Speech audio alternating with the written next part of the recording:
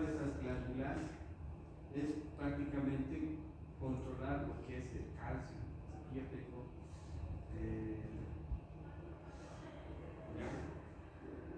aquí están. ¿Qué hace primero? Estos van a detectar los niveles de calcio, si están de acuerdo a la normalidad. ¿Ya? Entonces, si no está en la normalidad, va a ser de que aumente esos niveles de calcio. Por lo tanto, los niveles altos de calcio en la sangre estimulan a las células parafoliculares de la glándula tiroidea para liberar más calcitriol. Ese sería el calcitriol. ¿Ya? Ahora vamos. ¿Qué hace esas hormonas? La calcitonina inhibe a los osteoclastos y así disminuye los niveles séricos de calcio. O sea, cuando hay grandes cantidades de calcio, produce que se inhiba a través de esta hormona la calcitonina para que los niveles de calcio disminuyan. ¿Ya? Bien. Una vez que ha disminuido esos niveles de calcio en la sangre, estimula las células principales de la glándula tiroides a liberar la hormona paratormona. Esta paratormona. ¿Qué hace la paratormona? Que se encuentra en la glándula paratiroides. Promueve la liberación de calcio desde la matriz ósea extracelular hacia la sangre y enlentece la pérdida de calcio. ¿Ya? En síntesis, esa glándula paratiroides, ¿ya?, va a producir una hormona que se llama paratormona. ¿Cuándo? Cuando los niveles de calcio están bajos. Así sería su función. ¿Ya? Bien. Luego, ¿qué sucede? La paratormona también estimula los riñones para que liberen el calcitriol. Y el calcitriol en los riñones, porque dos hormonas se producen en los riñones, ¿recuerdan?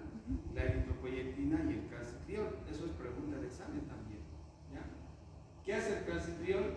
Estimula el aumento de absorción de calcio a partir de los alimentos, que a su vez aumenta en los niveles séricos.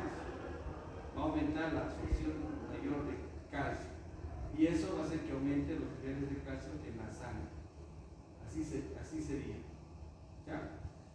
Entonces, es lo que hace, lo que regula los niveles de calcio. Ahora, esta paratormona no solamente regula los niveles de calcio, también regula los niveles de magnesio, ¿ya?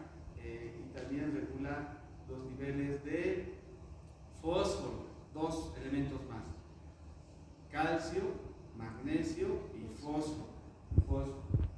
¿Ya? Bien, eso con respecto a la paratormona. Ayer habíamos visto la glándula suprarrenal. ¿Se acuerdan? ¿Ven?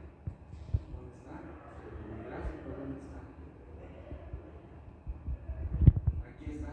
Habíamos dicho que tiene tres zonas: la corteza, la zona que se llama mineralocorticoide, glucocorticoide y la área de estrógenos. La mineralocorticoide va a producir la aldosterona. Pues aquí tenemos ahora cómo se regula. Fíjense, eso es bien importante porque eso les van a preguntar casi en todo, porque ustedes controlan la presión arterial. ¿Ya? Pues, ¿cómo se regula la presión arterial? Fíjense, puede ser que esa persona sufra un corte o pérdida de sangre. ¿Ya? Eso se llama hemorragia. O una deshidratación severa, una diarrea, vómitos, puede producir. Entonces, ¿eso qué va a hacer? Va a disminuir, ¿ya?, el volumen de sangre. 5 litros era, ¿cuánto va a ser? 3 litros, 4 litros, digamos, ¿no? ¿Ya? Entonces, como va a disminuir el volumen de la volemia de sangre, entonces va a disminuir la presión arterial, va a entrar a hipotensión. Esa hipotensión va a circular y a nivel de los riñones, ¿recuerdan? Donde se encontraba la arteria aferente, coneferente y el conducto, el túbulo contorneado distal, se encontraba el aparato yuxtaglomerular, ¿se acuerdan? Sí. ¿Ya? Pues ese aparato yuxtaglomerular, que serían las células yuxtaglomerares, van a detectar y van a producir esta hormona que se llama renina. ¿Ya?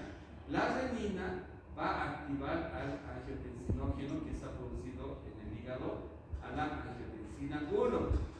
La angiotensina 1 se va a dirigir hacia los pulmones.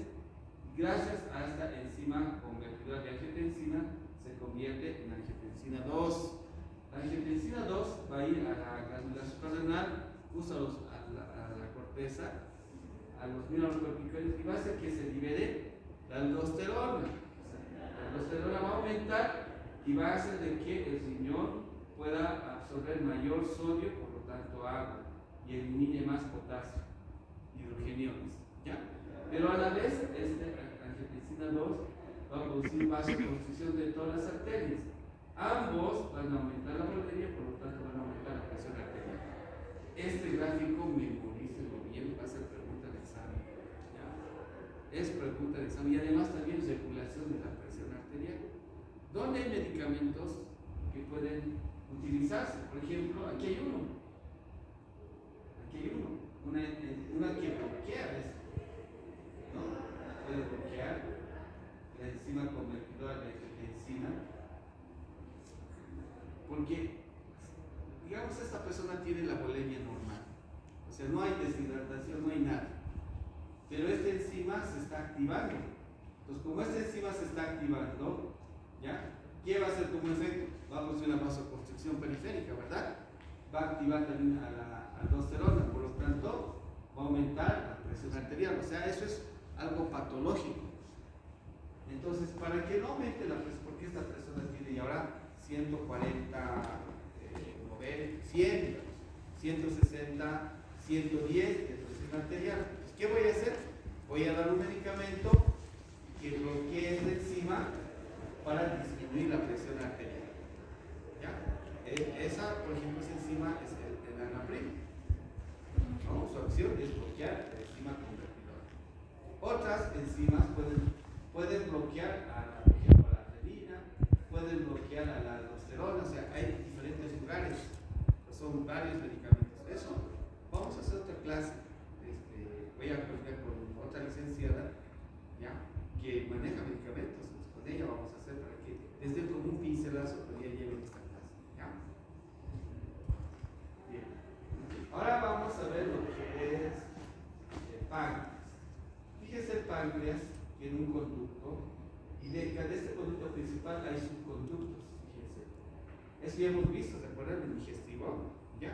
Entonces, fíjense alrededor de este conducto, en este caso, en este gráfico se nota.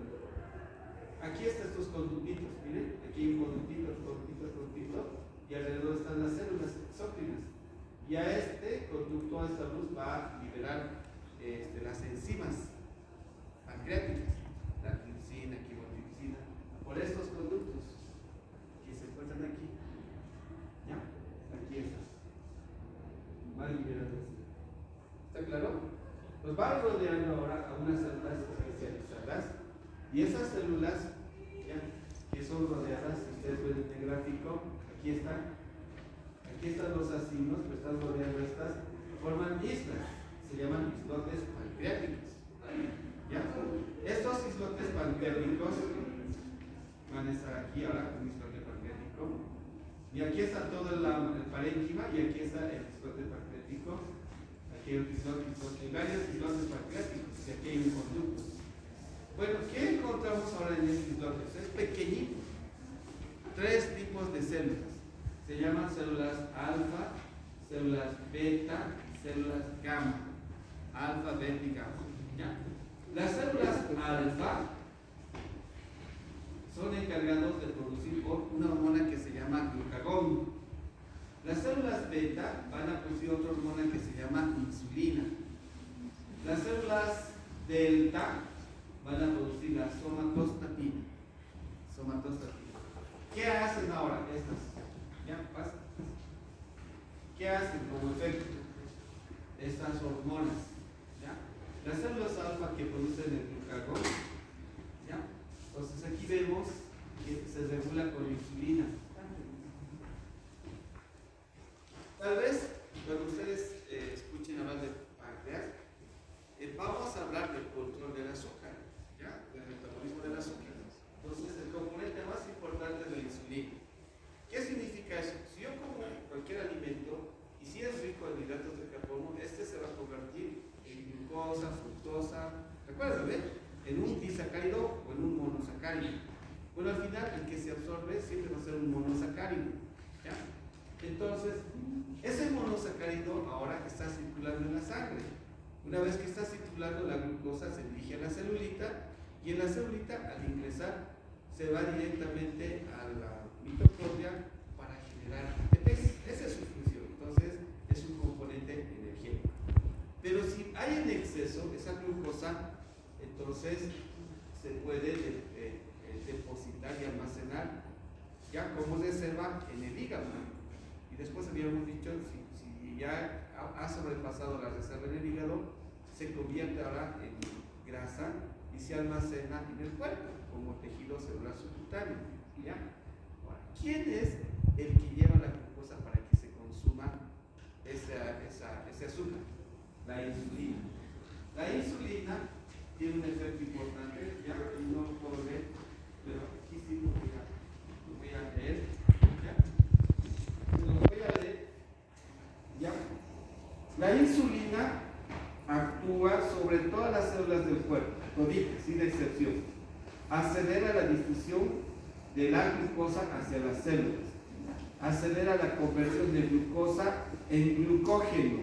¿Ya? Por lo tanto, estimula la gluconeogénesis. Si hay mucho azúcar, o sea, a través de la gluconeogénesis o al formar glucógeno en el hígado, ¿ya? Entonces se está produciendo la reserva. ¿Cuál es el objetivo? De disminuir los niveles de azúcar en la sangre. Esa es su principal función, ¿ya? Aumenta la captación de aminoácidos, ¿ya? Acelera la síntesis de ácidos grasos, enlentece la glucogenólisis y enlentece la glucogenoneogénesis. Después, por lo tanto, todos estos procesos van a disminuir el nivel de azúcar en la sangre. ¿Ya? ¿A qué valores va a disminuir? Entre 60 a 110 miligramos por decilitro. Así va a disminuir. ¿Ya? Ahora, ¿qué pasa si, digamos, esta mañana, ¿quién de ustedes no ha desayunado? Ya, la mitad no ha desayunado. Entonces no ha probado nada, pero aún ustedes siguen en pie, no se están desmayando, más que tal vez han tomado agüita, ¿no? Entonces, ha pasado que el páncreas ha liberado ahora otra hormona, ¿ya? Esa hormona se llama glucagón. Esta hormona, glucagón, ha producido ahora la glucogenólisis, porque el glucógeno se ha almacenado en el hígado. Ahí está almacenado, ¿no? Si, digamos, yo compro mucha comida, yo voy a almacenar comida como glucógeno, así. Entonces, como yo estoy almacenando mucho glucógeno, se llama glucogenogénesis. Hay otro término más que se llama glucogenoneogénesis. ¿Qué significa eso? Que a partir de la glucosa voy a almacenar, y eso se llama glucogenogénesis. Si yo, digamos, utilizo otro componente que no es de la glucosa, en este caso puedo agarrar proteínas, puedo agarrar lípidos, también lo convierto en glucógeno y lo almaceno. A eso se llama glucogenoneogénesis, ¿ya? Y eso es lo que hace la insulina, almacenar para disminuir el exceso de azúcar en la sangre. Cuando una persona consume demasiado azúcar, en algunos casos han dicho de que este problema de la diabetes ya es inmunológico, ¿ya? Si ustedes tienen los genes en la sangre de parientes que tienen diabetes, es posible que ese gen esté en ustedes dormidito, está recesivo, pero se puede despertar cuando la persona tiene malos hábitos alimenticios. Puede despertarse cuando tiene mucho estrés. Hay diabetes juvenil, hay diabetes infantil, hay el tipo de diabetes, hay diabetes tipo 1, tipo 2. Entonces, ¿cuándo se dice que una persona tiene diabetes? Cuando los niveles de azúcar están por encima de lo normal. ¿Cuándo es? Mayor a 110 miligramos por decilitro. En este caso 120, 150, 160, 200, 400, 500. Puede llegar a tener esa glucosa. Esa persona que ya tiene valores altos, ¿ya? Puede llegar incluso a un coma diabético. Está bien, después se desmaya. ¿Ya? Entonces, ahí vienen los síntomas de la diabetes, como habíamos hablado. Primero era bien gordito porque era gustosito, tomaba refresco, comía, los niveles de azúcar se elevaban, y si tenía esos genes recesivos, ha despertado y al final, tanta azúcar que hay en su cuerpo, ¿ustedes creen que la insulina va a poder almacenar, disminuir? No va a poder la insulina, por lo tanto va a despertar esa enfermedad en su cuerpo. ¿Ya? Entonces, ¿qué se hace en este caso? ¿Qué se hace? Esa persona va a tener, primero vamos a diagnosticar, ¿qué va a tener? Pérdida de peso. Va a tener polidipsia. Va a ir constantemente al baño. Polidipsia es sed, ¿no? Polidipsia es sed. Poliuria. Polifagia. Polifagia. ¿No? ¿Qué más? Y pérdida de peso. 5 P's, ¿no? 4 P's. 4 P's principalmente. Sí. A ver, pérdida de peso. Polidipsia. Poliuria. Polidipsia. Polifagia. Ah, exacto, 4 P's. ¿Ya? Eso va a tener. ¿Listo? Entonces, ¿qué se hace como tratamiento? Se dan medicamentos, 2 medicamentos, la glibenclamida y la metformina. ¿Ya? ¿Qué hacen? Hacen disminuir el azúcar en la sangre, ¿no? Y si no se puede controlar con eso, se coloca ahora esta hormona, insulina. Insulina de bajo peso molecular, de alto peso, de mediano peso molecular, ¿no? Entonces, dependiendo la gravedad, voy a administrar se agarra esta hormonita en una jeringa y se coloca a nivel del ombligo. Entonces lo pone, digamos, si el ombligo es esto, se hace como las agujas del reloj para no equivocarse. Se empieza aquí, luego aquí, aquí, aquí, hasta completar el círculo para saber las dosis. ¿Cómo ustedes se dan cuenta? Porque se forma un piquetito, ¿lo ven? Al inyectar se queda como una cicatriz, así se va a quedar. Aquí he colocado, luego aquí, así. Porque si colocan en el mismo lugar no vamos a saber cuántas dosis les hemos dado.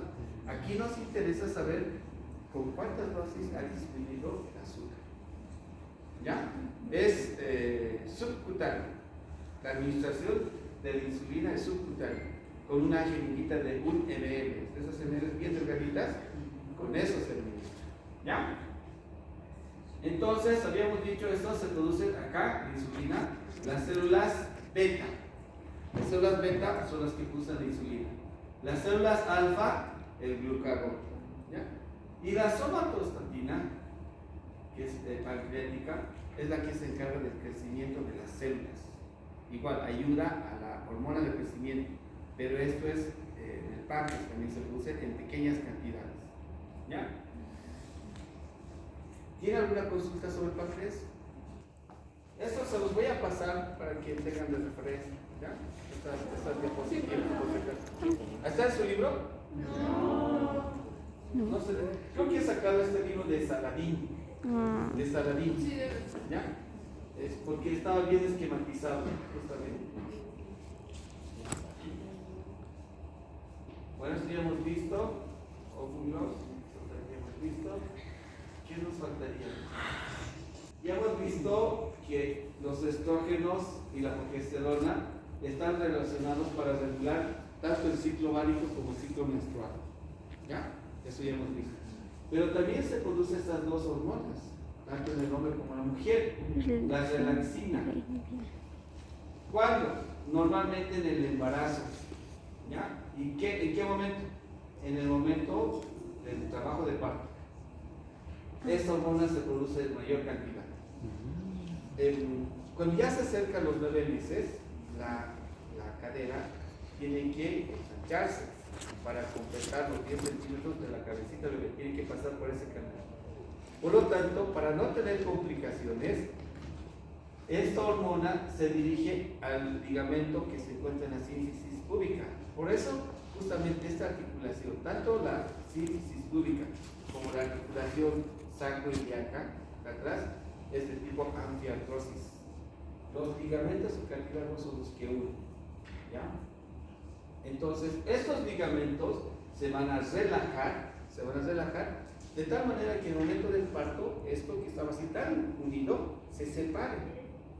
También acá se separe. Por eso las mujeres embarazadas sienten dolor aquí, un dolor aquí y sienten un dolor aquí en la espalda, justamente por eso.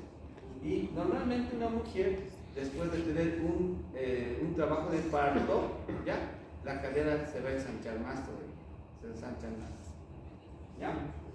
Eso es lo que puse la relación. La inhibina inhibe la secreción del FSH de la adenoicosis. Eso está relacionado con los estrógenos. Cuanto más estrógeno se produce, más inhibina existe.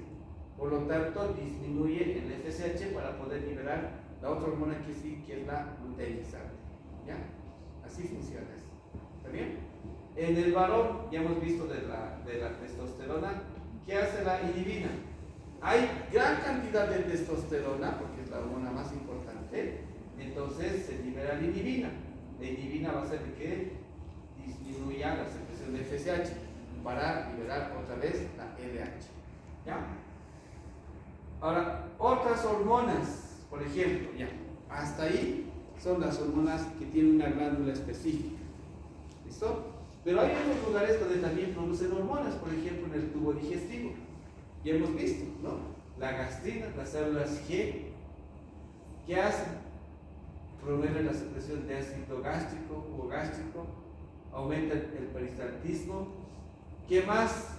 En el páncreas, el péptido insulínico trópico dependiente de la glucosa produce la liberación, la estimulación de insulina por las células beta.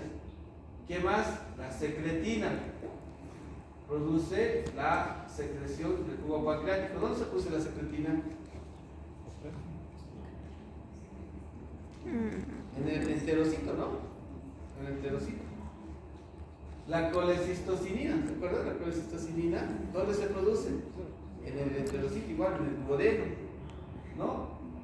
Producen la secreción de jugo pancreático y de bilis. Esto les voy a preguntar, memoricen esos cuadritos, por favor. ¿Ya? Placenta, no es frecuente, pero esta hormona, la gonadotropina coriónica humana, ¿ya? Solamente aparece en el embarazo. Entonces, cuando se hace un test de embarazo, esta hormona aparece, si es en la sangre, en el primer retraso menstrual. Si digamos alguien se ha portado mal y quiere saber si está embarazada, ¿ya? Entonces tendría que ser ¿qué? Un test en sangre, no en orina. En orina necesita una semana de retraso, 4 días, 5 días, para salir positivo. Mientras que en la sangre, el primer día de retraso se hace en sangre, esta hormona es la que se cuantifica en esos cassettes. Esa hormona está alta, entonces va a indicar que está positivo. Solamente la placenta produce. ¿Ya?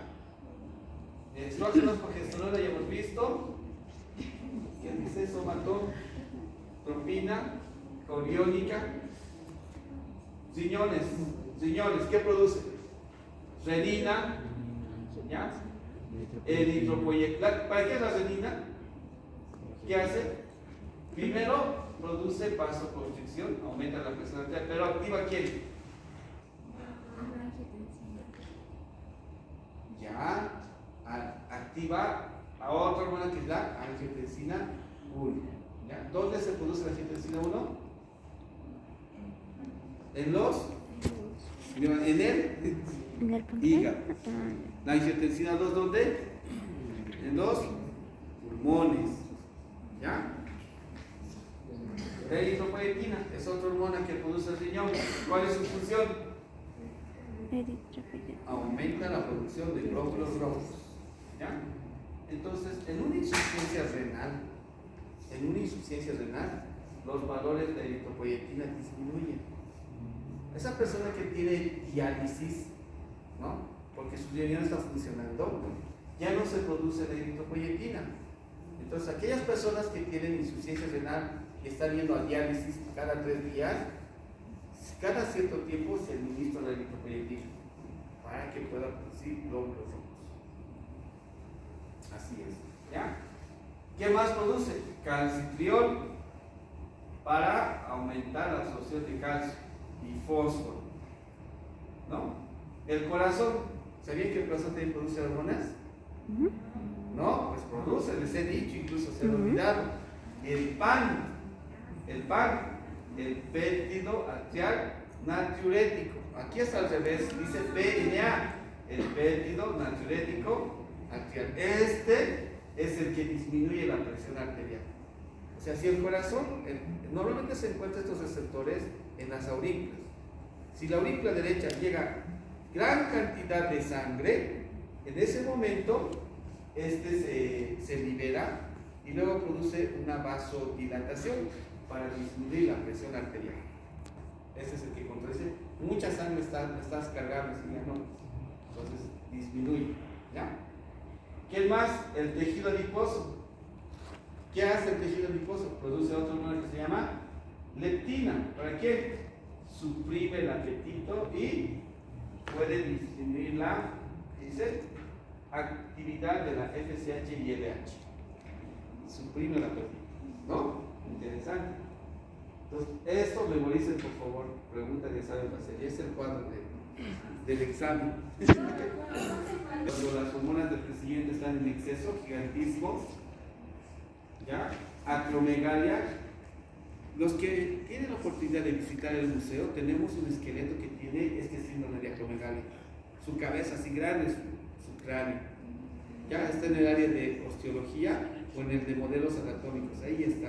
Van a revisar y me cuentan cómo les ha ido con la visita. ¿Ya? Bocio, hemos dicho. Síndrome de Cushing, el hipertiroidismo. A esto se llama exoftalmos, la salida de los ojos. Ya esto ya no.